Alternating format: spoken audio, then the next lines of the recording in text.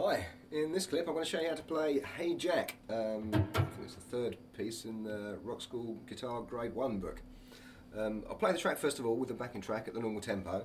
I'll then give you a few points about sound and performance tips for the piece. I shall then play it again with the tempo backed off about 20%. And finally, a third time with my volume turned down, so the track's still slowed down a little bit, and that way you better use it as a backing track. You'll be able to see what point I'm at the song by looking at the video, but still play along yourself. Right, I shall play the track. Hey Jack. 1, 2. 1, 2, 3, 4.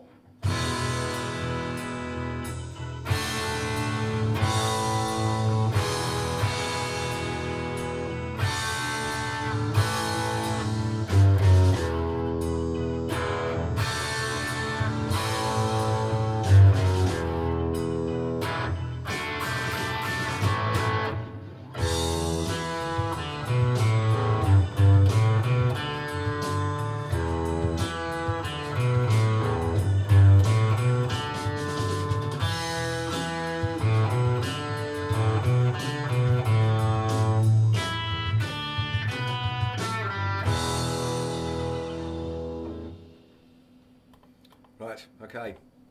Now, the first thing you need to look out for with this one is the open chords.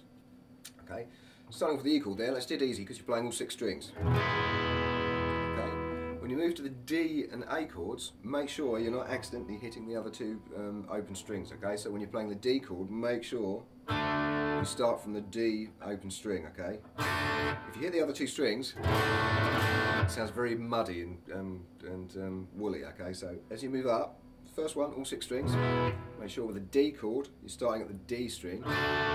With the A chord, obviously the A root note as well, the 5th string. Then back to the 2 E strings, 2 E chords.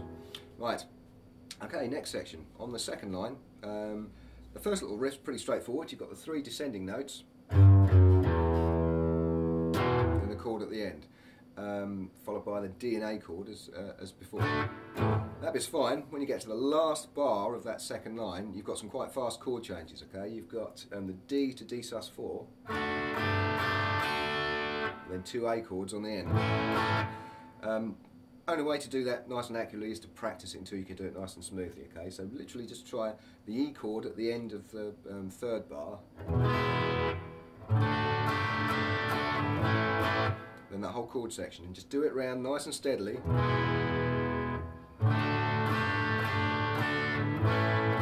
until you can do it consistently, and don't move on until you can play it accurately. Rather than going and it being a load of woolly mess, take it slowly until you can do it accurately. That's the key to getting it sounding nice.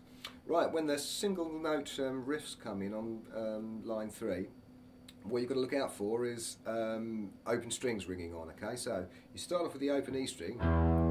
Make sure when you move to the 2nd fret on the D string there, the higher E note, the bottom E isn't ringing on underneath it.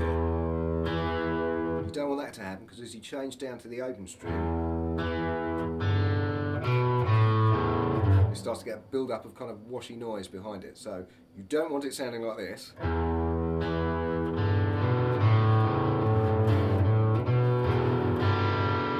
Can't hear the notes. Okay, so make sure you're stopping the strings that you don't want to sound. So E string, and when you play the higher note, make sure you've rested your hand on the string to stop it.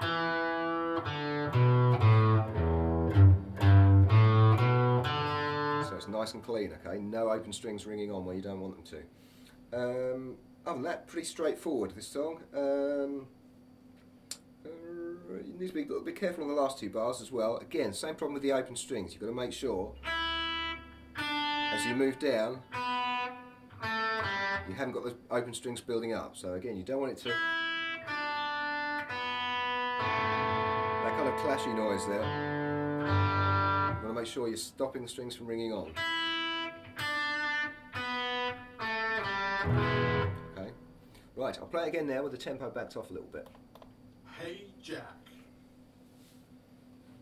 1, 2. 1, 2, 3, 4. So it's that E chord, and the D, and the A. Back to the E again, up to the D, D.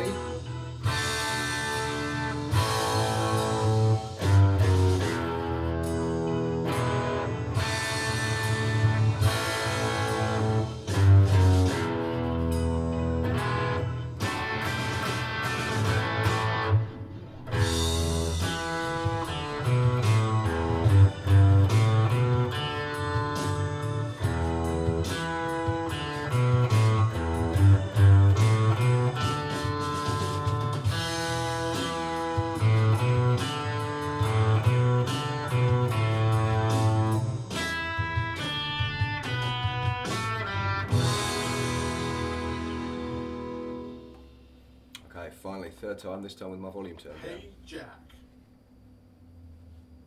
1, 2.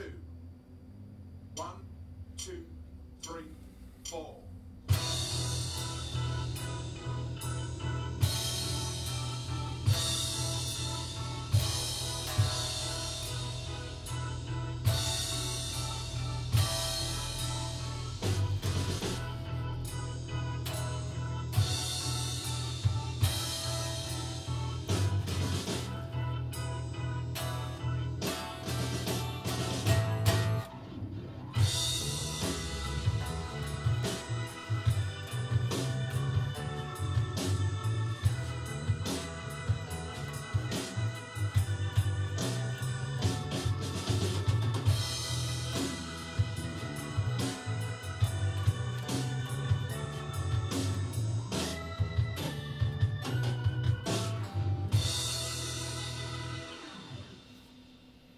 Here we go.